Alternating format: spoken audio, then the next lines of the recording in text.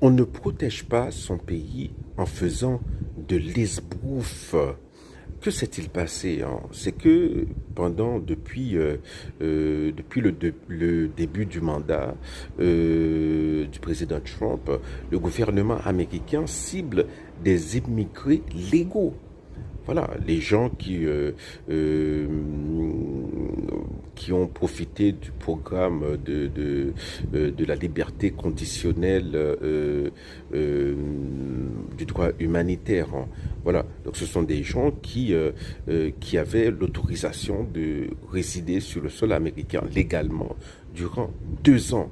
Voilà, donc, donc on cible ces gens-là. Hein, voilà, alors que les gens qui sont vraiment, qui représentent vraiment un danger pour le peuple américain, eh bien, on les loupe complètement.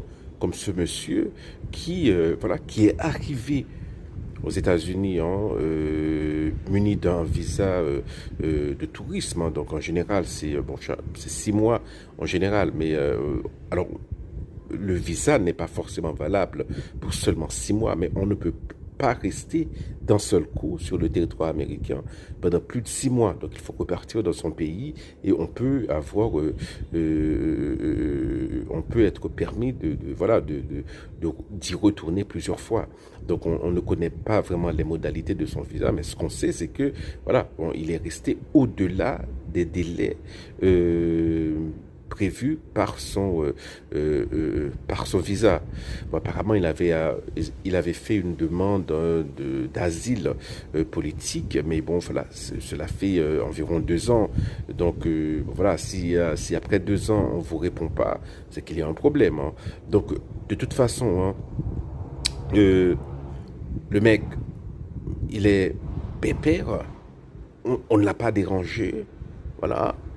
Il a des cocktails Molotov, il fabrique un lance-flamme artisanal et il fait du mal à des gens qui faisaient une marche pacifique, même pas pour Israël, c'était même pas pour Israël, mais pour les otages, hein.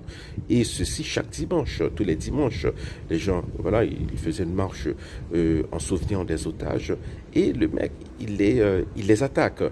Heureusement qu'il n'y a pas eu de mort, mais bah, quand même, il y a eu une personne de plus de 80 ans qui a été blessée. Donc voilà, il y a non seulement des séquelles